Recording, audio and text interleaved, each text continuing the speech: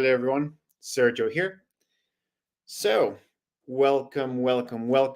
We are broadcasting on StreamYard, Twitter, and YouTube. And the recordings are going to be saved on YouTube. So, feel free to participate.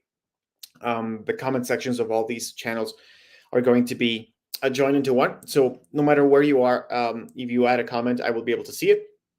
So, I'm going to go back and forth between showing my screen and StreamYard so that I can, make sure that all your questions are answered. In today's topic, we're going to talk about speakable activities to foster creativity or creative thinking or inspire your students, independent of what topic or language you're teaching. Of course, today's bias is going to be towards um, creativity, right? So the arts, creative writing, analysis of creative works. So that's going to be uh, the focus of today's session. Now, today's session is going to probably feel a little bit disjointed since there are so many different approaches to this. So, I mean, depending on your student's age, your student's interests, your student's level, if you're teaching a foreign language, then there are going to be multiple ways to approach this, and thus I'm going to probably be thinking about like individual goals, and it's not going to be like a showcase of a specific tool like some of the webinars before, because we're going to be using all the tools, but for in different paths, so to say. So, I guess some little, I guess, appetizer of what's come. I'm going to be talking mostly about the response card. Of course, the repeat card and multiple choice, which I'm going to explain, of course, are going to be less relevant when it comes to creativity. Of course, they do have a place, but it will not be as, I'm going to say, as relevant as the response card. The response card is going to probably be, the number one tool to use. So yeah, let me go over the reason why. So I'm going to go to my Speakable library and share my screen. Okay. So let me check that my screen is being shared correctly. Yes, perfect. Let me change the layout a bit so that I make it bigger. Okay. So again, we're going to focus on creating activity. So most of our time is going to be spent in the creator. However, there is still going to be like other aspects like the classrooms that we're going to visit for this. So um, let's begin by creating an activity. So I'm going to go here and create the activity. And again, I am going to talk about creating with AI, but for now, it's going to be from scratch so that we can talk about each individual card. Okay, just like in the other occasions, we're going to give this activity a title and a cover. So creative speakable. Oh my God, I can't type. Speakable. Okay. And let's add a cover. I'm going to abstract art. All right. So let's use Mondrian. Oh, I think this one is probably Kandinsky. I'm not sure. Okay. So Kandinsky inspired child's child art. Okay. So the first thing is, let's talk about the different cards and why these two are not going to be as relevant as respond.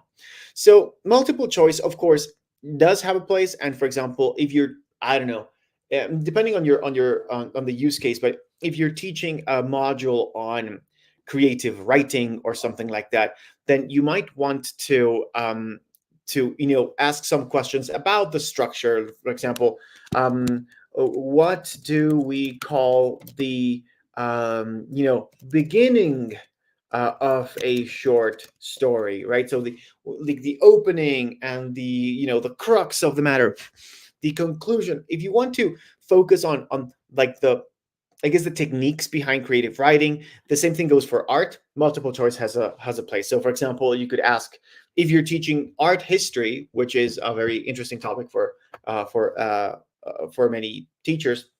It's going to be, you can ask a question like, Who of these was not an impressionist? Impressionist. Yep. And you could add the options: Monet, Manet, Van Gogh. Oops, Van, right? And Degas, right? So you could ask a question like this if you're teaching, if you're focusing on that sort of the arts, like real historical knowledge of the arts of creative medium. You can do this. So in this case, the correct answer would be Van Gogh. So you could, like, this is one of the ideas. Like, you could use the multiple choice to check on specific knowledge about art, about photography, about whatever creative field you're in. Let's go over the repeat function. The repeat card is going to be relevant, but again, less so than respond. But there are several interesting ways to use repeat. Okay, remember that repeat cards are designed to teach students vocabulary. So this is heavily biased towards language teaching. However, if you're not teaching languages and you're teaching creativity, this is a very good place for you to help students memorize things. So I guess the first real application I'm going to use, that's not just an individual, like an isolated example, is what if you are a teacher and you're organizing a play, right? So you could, in theory, create in practice too, you could create an activity that will help your students understand the play and memorize their lines, right? So you could have, to be or not to be. That is the question, right? What if you're getting existential on your theater plays? You could do something like this. So to be or not to be, that is a question. Could be, like just the line that this student is going to memorize. You can add the entire, student's monologue divided into chunks so that the student can go back and forth between parts of the script. And this would be, not only for students, but for yourselves as well. If you are preparing for a play, you could use Speakable as a way to help you memorize the lines. There are a couple things you can use in tandem to help you out with this objective. One of them will be the media section. So say you have the script for, I don't know, let me look for one short script. Okay. So I'm going to add like a little, I guess, section of a script for this. Let me look for one that looks good. 0 to 5 minutes. That's good. Okay. So you could add the script or like the synopsis of whatever you're doing to a media page. So I'm going to copy paste it. Oh my God, this one is not text. Okay, so you could copy paste the entire script in a media page and have it be like just the reference. Then you could, I'm going to use this one. Okay, you could simply divide it into chunks, right? So I'm going to go with and copy the entire scene one of one scene. So let me copy it, and I'm going to start here. Okay, so I was just copying here. So I'm going to add a text block, right? And in this case, I'm just simply going to copy the entire script. Or I can take an image that is important. I can reformat it so I can, this is the beginning paragraph. I can reformat it so that it makes sense in this field, right? So it's the entire script. You can add then the specific line. So for example, if the first person is Sarah, then you can copy that line and make it be the repeat card, right? Let me remove the Mary. Oh my God, it's too long. There you go. So the first line is here, right? So you can add the entire script, put the first line in the repeat card, and then copy this, right? So that you copy the next line over. And then, so this is Sarah's activity. So you could rename this to, instead of Creative Speakable, this is going to be like Sarah's lines. and Sarah will be able to have all of the lines that she has to say in a nice, um, organized way, so she can progressively, instead of trying to memorize like an entire script, Speakable can help her memorize it by like with chunks, right? So the next, her parents must have been truly good to receive such treasure, right? So that's the second line that Sarah has to say. Now, what you could also do is, in having the media section, what the other person in the scene is doing. So you could remove this part so that only Mary's part is now visible, right? So in this case, she had to say one thing, and the other one, Mary, she's a vision of perfection. Okay, and then her parents must have been truly good to receive such treasure, and then you can organize like a script for your students in a way that makes it easier to memorize. To further drive this point home, you can increase the amount of times that a phrase is required to be repeated.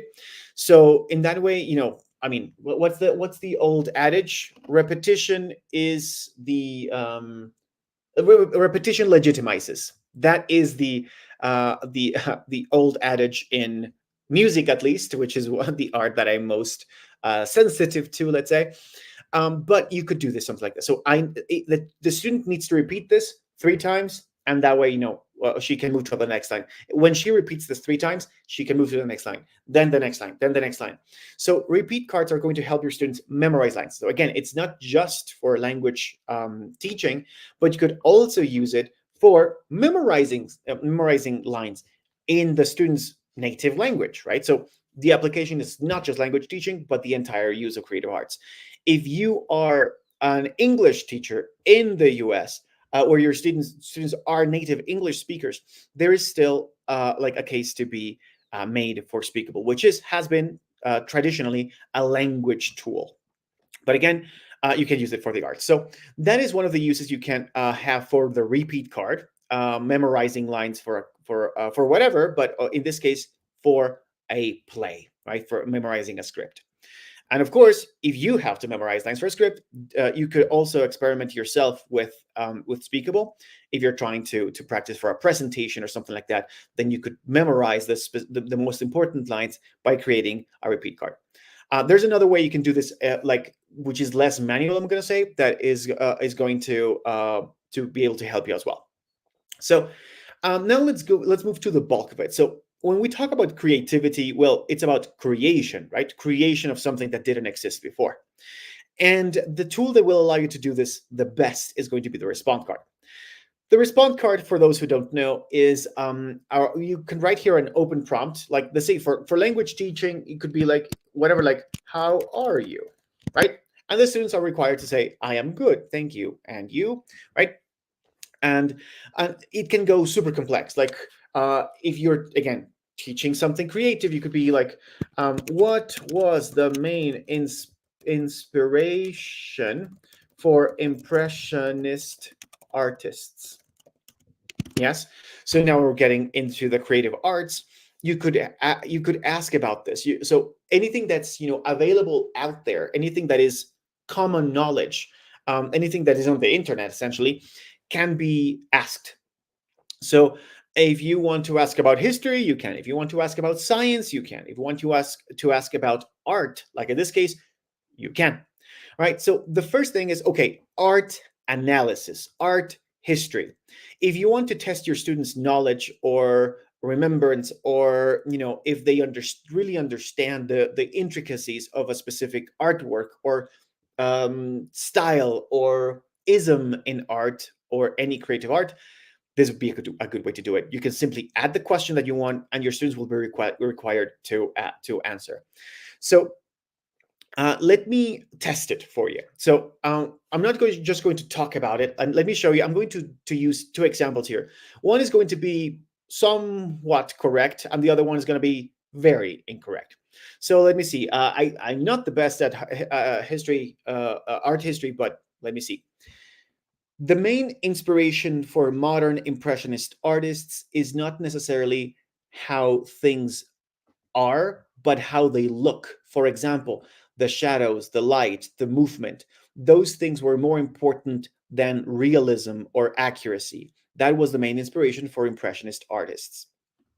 Okay, so let's see if my answer was acceptable enough. Again, the more complex your prompt, the more complex the student's answer is expected to be. So in this case, I mean, it was not super complex, but you can go super crazy. You can ask like very specific things, not just like the main inspiration for this, but what was the moment where Impressionist art started to dwindle in favor of other art currents that whatever in the context of France of in the 19th century. You can really go crazy. If you want to go like specific, you can. So let's take a look at my answer. So your response clearly explains the main inspiration for Impressionist artists, emphasizing their focus on perception rather than realism. It's concise and directly answers the prompt, which meets the grading criteria. Great job articulating your thoughts. Just remember to keep an eye on the structure to enhance your clarity even further. And this thing here is my grammar insights. This is on by default, but again, if you're not teaching languages, you don't really care so much about how accurate your students are being in terms of language. You can turn that off, right? I have it turned on because that was the option by default, and I can see like, oh, this complex sentence is constructed well and clearly conveys the main idea. So it will still find even if there are no mistakes, you're like the system will find positive feedback to provide to your students. In this case, it was about how well constructed the sentence was, right? Again, because grammar is part of the I guess main features by default in the response card. Now let me try again, but this time I'm going to answer something that's factually incorrect. I'm going to say the main inspiration for Impressionist artists is realism. How things look was not super important, but what was important to represent things how they really are. The accuracy of angles and shapes and anatomies. That was the most important thing.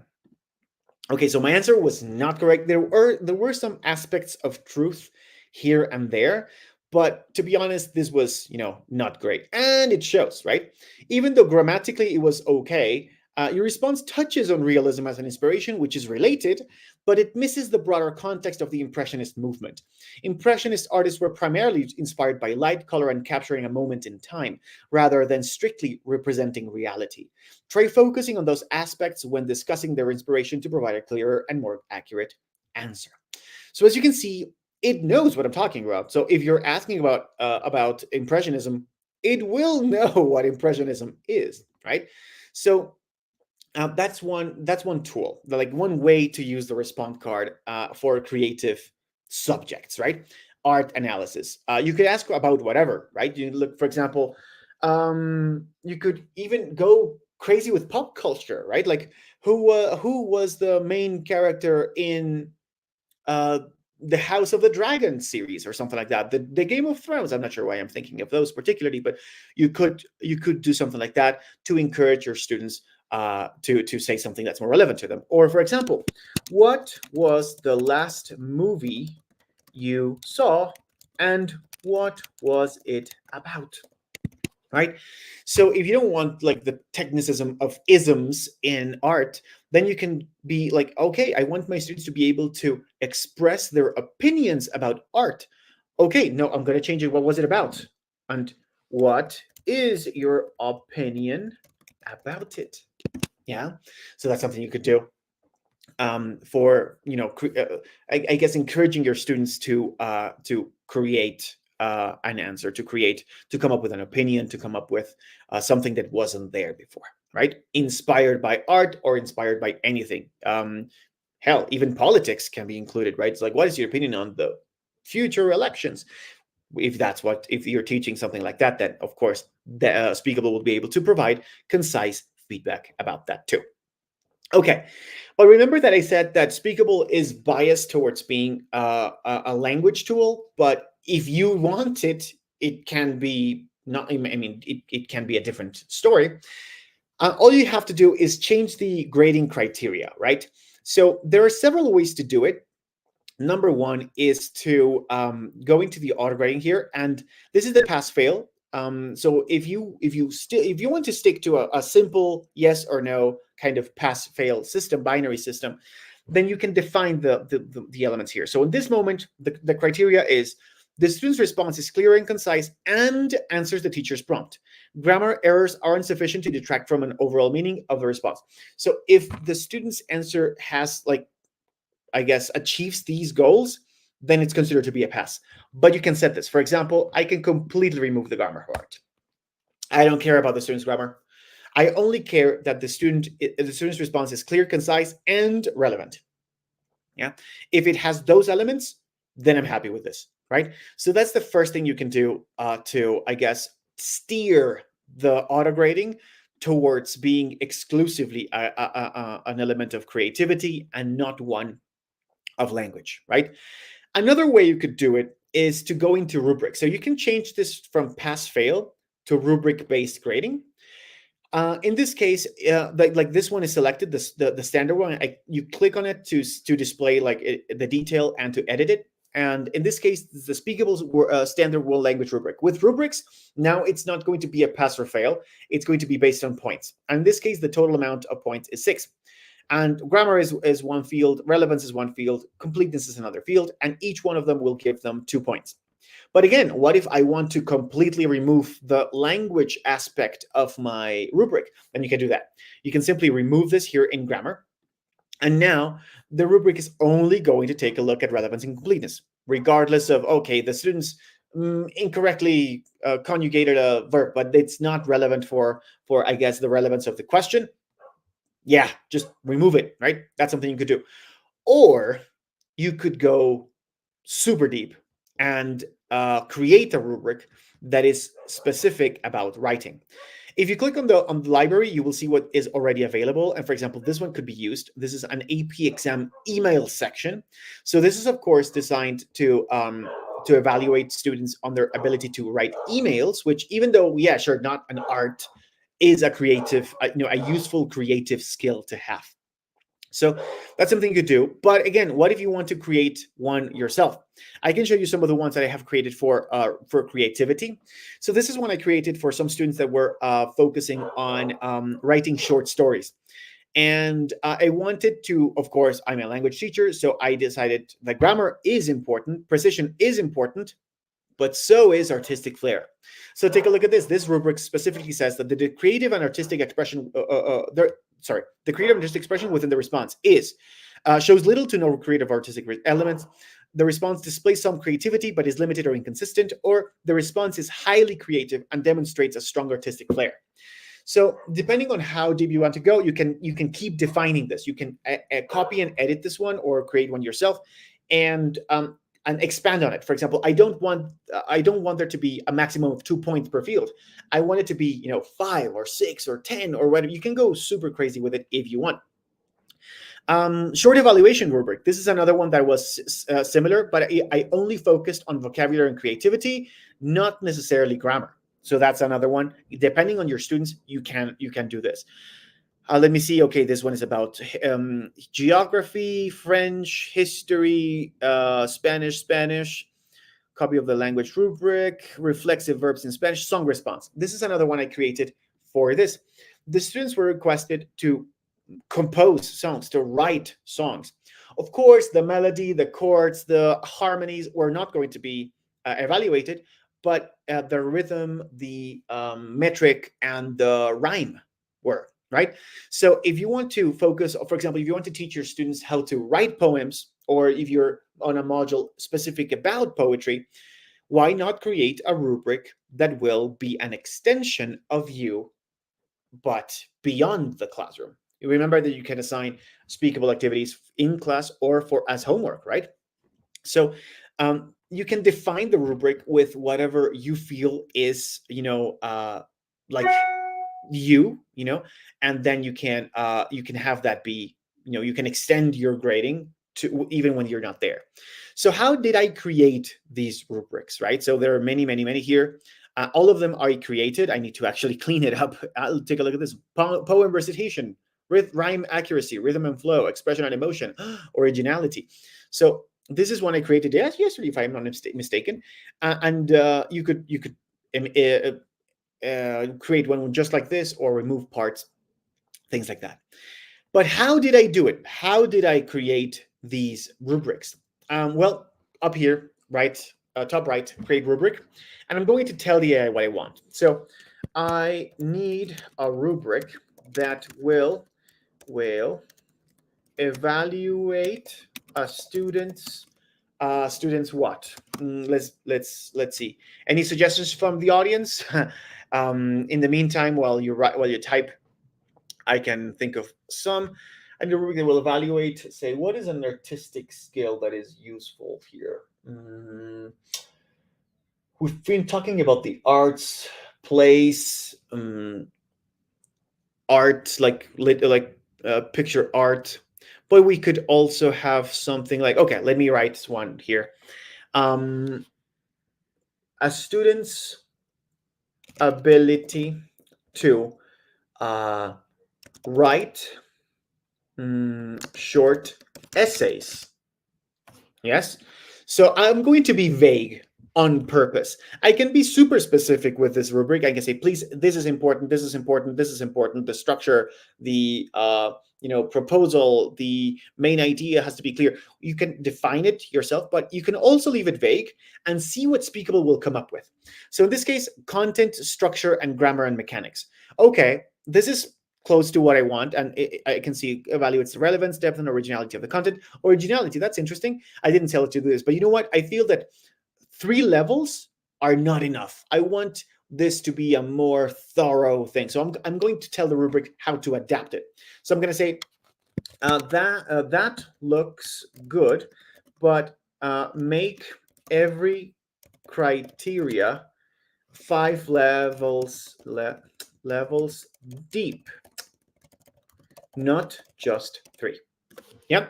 So I'm going to expand the definition of levels of proficiency, let's say, in each one of the fields. Again, I can do it manually, or I can tell the AI to do it for me, and it did. So now instead of going from 0 to 2, it goes from 0 to 4, right? And take a look at the new definitions. So before it was like just the essay is of topic, lacks depth and originality, and the other one was like the essay is relevant. But now somewhat relevant, moderately in-depth, highly relevant and in-depth, and relevant, in-depth, and original, right? So if you want to see how well your students are writing essays in whatever type of situation, whatever language, whatever topic, then you can create a rubric that's specific for this. Yeah. Now, of course, Speakable's respond field, let's use this rubric, applies mostly for short answers. And remember, now that we're writing rubric, let's change it from speaking to writing. Yeah. And we have a character limit. Now, because there is a character limit, because of AI, I'm gonna say analysis power, or computing power, then there is a limitation on characters. However, if you want, you can also focus on creative writing by let's say taking it by chunks, right? So one approach could be create you can create an activity that focuses on each part. So you could have one question be an introduction, then the core part of the story, and then at the end conclusion. So I can do this one by one, or I can tell Speakable to do it for me, right? So how do I do it? Okay, so I can click on the plus icon here, and I'm going to go to Create with AI, or alternatively, you can also click on the magic wand to open the AI creator.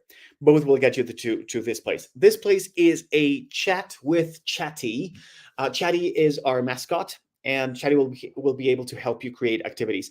And again, for whatever, I am a history teacher and I need a speakable activity with these characteristics, then you can do it.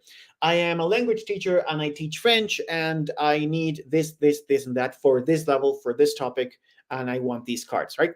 You can do the same thing for creative subjects. So I'm going to tell Chatty to create one for me. So, hi Chatty, I am teaching a literature module for my advanced English learners. Um, I need an activity for or that tests the students' ability to write short stories of their own making. You can also be you can focus it. For example, I need these short stories to be in the sci-fi genre. And Chatty will create an activity for you. However, if your prompt was too vague, if you were not specific enough with your prompt, then Chatty might ask some follow-up questions like, hey, what type of vocabulary do you want me to include? What type of cards do you want me to include? If your prompt was super complete, then you don't have to do this, and Chatty will simply create them right away. But sometimes Chatty will also run by you like, hey, is this structure good? For example, I was testing this earlier, and I didn't agree with the structure, so you can tell it. So let's see. That sounds like an exciting activity. Let's create an engaging lesson to inspire your students to write their own sci-fi short stories. Clarify objectives. Would you like the students to follow a specific structure or include particular elements, setting, characters, conflict in their stories? How long should the short stories be? Do you have any examples or prompts in mind that you're able to use to spark their creativity? Would you like to include any assessment criteria for the stories? Once you answer these questions, I'll explain the card types briefly and suggest to crack the activity accordingly. Now, to be honest, you can still ignore Chatty, right? You can say just proceed and create the like. You may decide not to clarify these things and just tell Chatty, you know what, do what you can. I'll give the keys to you. You do this, and Chatty will. Now this, yeah, I'm going to clarify some things though. I would like the short story to be written in 3 parts. In introduction, main conflict, and conclusion. So yeah, and that's it. I don't. Yes. Please only include respond cards. Why do I say this? Because well, Speakable is trained to create activities of all types, including, of course, repeat and multiple choice. But oh, I'm just here. Look forward. Yes, of course. Feel free to experiment with this. And this recording is going to be in on YouTube. Yeah, I was just addressing a little comment that I received in the comment section. Anyway, so Speakable is trained to create multiple choice cards, repeat cards, and respond cards. But because of course variety is encouraged. Because in this case, I only want my students to write, then I only want the written one. So okay, so just do the activity. Yes, create confirm format. Yes, proceed. Yep. So again, chat is running by me. Okay, does this sound good? Like this is this the skeleton of this activity? Does it sound good for you? And I say, yep, sure, proceed. And now chat is going to help me create the activity itself. As you can see, I asked Chatty to just to create an activity in 3 parts: introduction, main conflict or challenge faced by characters, and the conclusion. And and that's what I got. I may decide to do this, okay, 5 parts, 7 parts. You can decide to add repeat cards and a multiple choice, whatever you want. I'm going to click on with images and I'm going to add them all. Okay. The thing with the with images part is that I recommend that you always be careful with this. Why? Because it might not be super accurate all the time. Because let me tell you why. So in this case, it decided to add this image of what looks to be that's not Florence. That is, I think that is Siena in Italy. Okay, so it decided to add this picture of Siena, Italy. I am not sure why, to be honest. So because it didn't seem super relevant in the context of sci-fi. I think the same thing happened with the other ones. I chose the same picture for all of them. So, and if that's the case, then that takes me neatly to the images section, right? So, okay, we have here, this is a written exercise. I can expand the character limit, right? I can do the same. This one already has the limit high. I'm going to extend the limit, and I'm going to extend the limit. Okay. But I'm going to change the media, right? Because I did not like the picture that Chatty selected for me. So I'm going to click on these 6 dots. I'm going to delete it. And I'm going to add my own. I can do so by clicking here on add media, and I'm going to add an image, and I'm just going to go with sci-fi. I'm just going to go with generic sci-fi. And you know what? I like this. It includes some of the most famous films to inspire them. I'm going to change this one to delete, and I'm going to add, you know what? I'm going to add, no, yeah, let's add, why not, a video.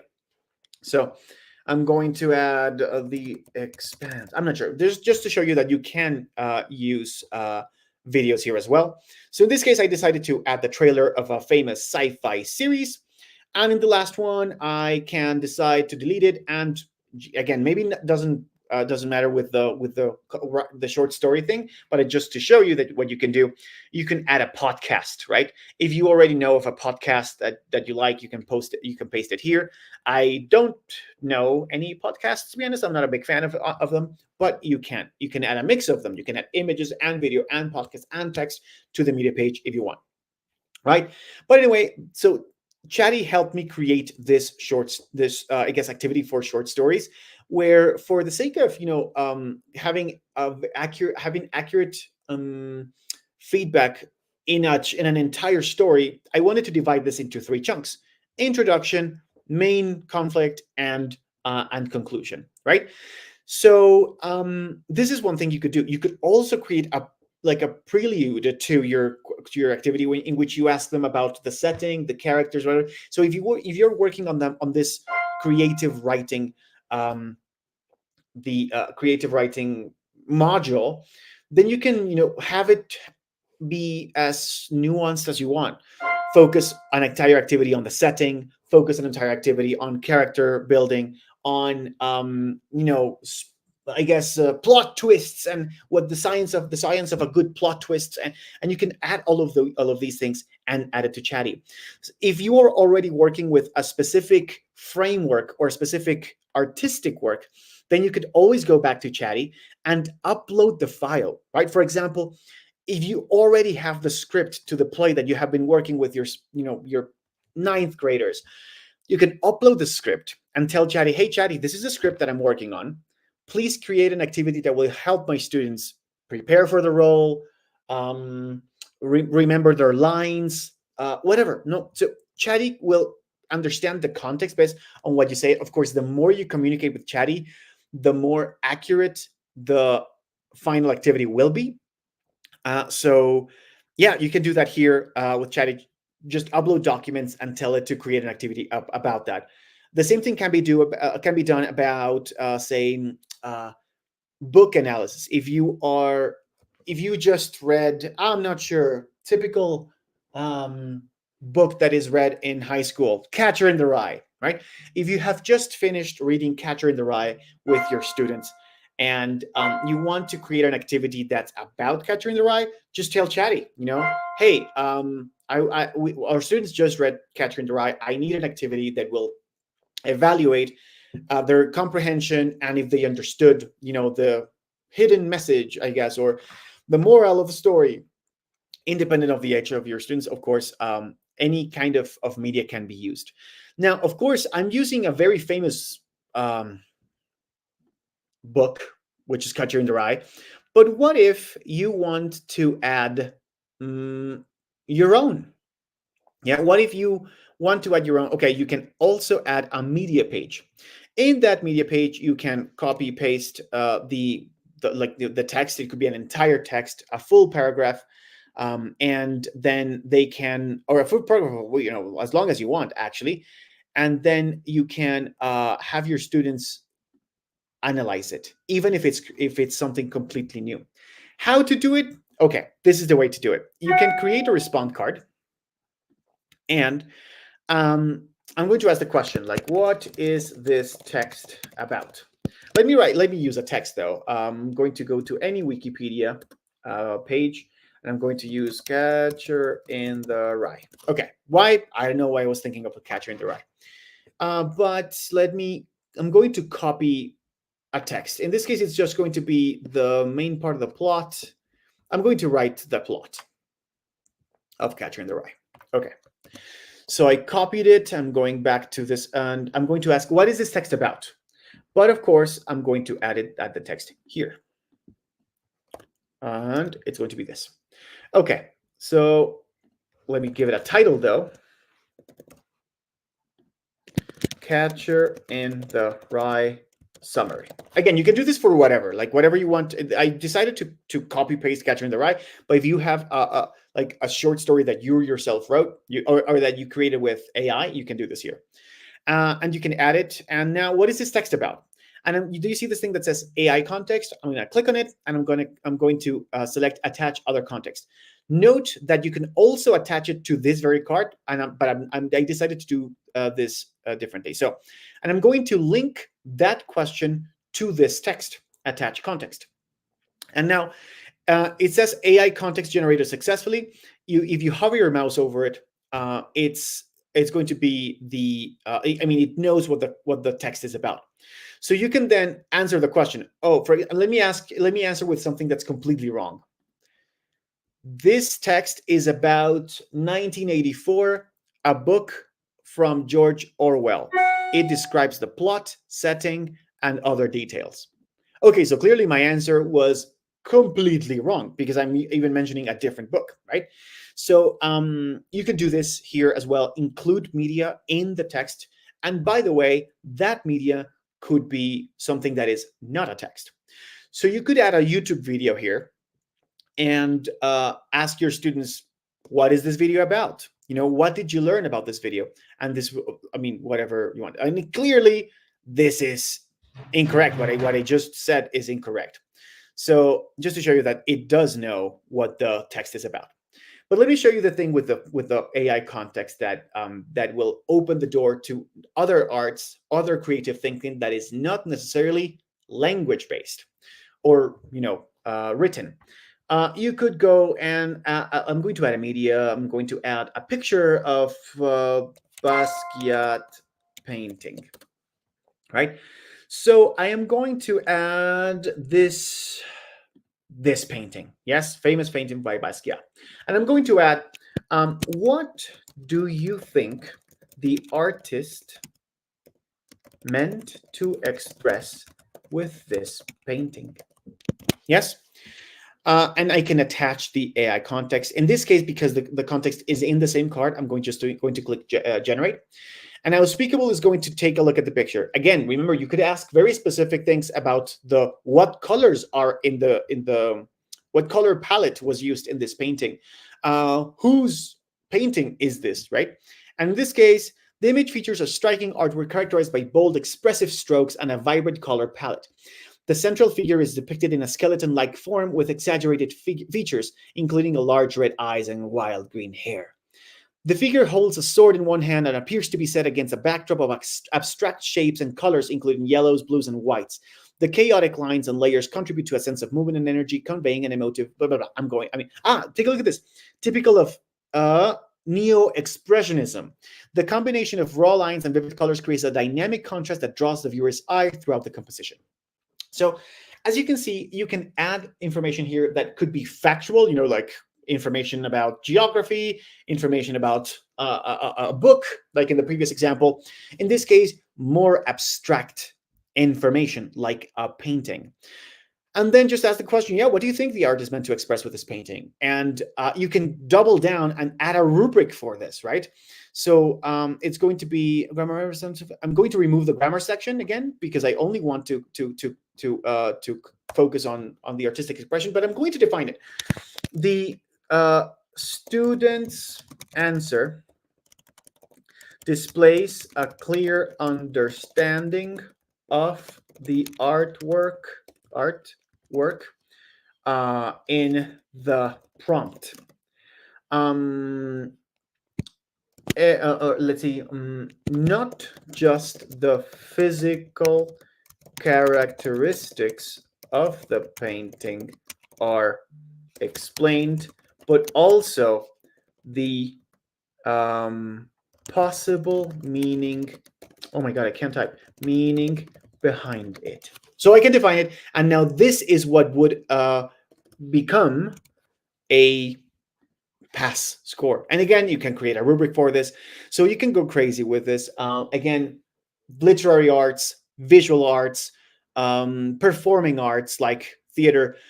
You can use Speakable to help you. You help to prepare your students for a play, help them develop creative thinking, help them develop an understanding of creating medium like a book or a video or architecture if you want. So as long as you define the grading criteria, then you can make Speakable the tool that you want it to be. Once again, Speakable is in its essence, in its core, language software. So many of the features here are, biased towards language. Like in this case, you will see grammar here and there. And if I take a look at this auto grading, I see grammar. If I select the rubric, the default one will include grammar. But again, you can tweak all of these so that it's not just a language tool. It's a tool for creative thinking and creating in general and practicing in general. So yeah, let me see if I'm missing any out anything. Improper solutions, artistic sensitivity. Yes. Now, one final thing. I've been trying to focus on the arts too, but if you're teaching science, there's also a space for creative thinking. And I wanted to show you a rubric that I created some time ago. I'm just going to open it here. Why not? And this is a rubric that evaluated the students' capacity to provide solutions to global warming, right? So where is it? There you go. This is it. Environmental Solutions Proposal Evaluation Rubric. So this is one that, again, was not for English or Spanish or German or whatever. It only measured the effectiveness of the solution, the plausibility of the solution, and implementation plan. So if you want to focus on more grounded, like hard sciences, then you can also do it this way and create a rubric that will allow your students to think creatively of non-artistic problems, like real scientific, engineering, legal, social problems, right? So this is another way you can zoom in on what you need the students to achieve. And if you are a science teacher, then Speakable is also for you. So yes, that would be it for the day. I'm going to open the last minutes to the audience. Any questions you might have, if you are unsure about how Speakable works, if you want to know more about the ins and outs, if you have tried it and you're thinking about using it yourself, let us know if you're interested in a school-wide pilot. I'm actually going to show this here. So we are creating pilot programs with several schools in which they're trying it out, see if this is the tool for them, and that way there's a way you can test it first. Again, most of our client base are language teachers, and lots of schools teaching languages all across the US and many international customers as well. So yeah, if you want to test this out, if you want to show this to someone to see if this is a possible solution, let us know. I can arrange something with you guys. We can create, normally pilots work in like 4-week pilot. So I think that's plenty of time for you to know if this is going to be the tool for you. And just know that Speakable is also creating more features every year. There are big plans for cool new features that I will probably spoil in another webinar very soon. Again, we have some audience in Twitter, some StreamYard, and some in YouTube. Let me know if you have any comments or experience, or if you want to share your own experience using Speakable, let me know. All right. In the meantime, if you are typing a comment, let me invite you to the seminar that we're going to have, the webinar that we're going to have tomorrow, which is going to be about Teacher Pro. Teacher Pro is one of the tiers that we have. So we have 3 tiers of Speakable. The first one is going to be the free version, in which you have access to the repeat card, the multiple choice card, the response card, but no auto grading. The Teacher Pro will unlock auto grading and other features for you. And the organization tier, which is the highest tier, will unlock rubrics, the ability to share activities within like one school district, for example. I forgot to mention everybody, free, pro, and organization all have access to the AI creator. So if you want to see what Speakable is able to create on its own, with just your prompt, anyone can do it. So feel free to open your free account if you haven't. Our website is displayed right now on the screen, speakable.io. And if you're curious about the other webinars that we have been conducting over the past few weeks, then all of them are going to be uploaded to YouTube. So feel free to check our channel. It's also speakable.io. And yeah, you'll be able to check the past ones as well. The next week, we're going to be continuing with webinars, and we're going to be announcing those tomorrow, all the topics that we're going to cover. Anyway, I see no comments, no questions in the comment section, so I'm going to wrap it up here. But again, thank you very much for your attendance and participation. And if you're curious, let us know. We can get you sorted with a pilot program if you want. And yep, that's all I have for you today. See you tomorrow in the next one. Bye.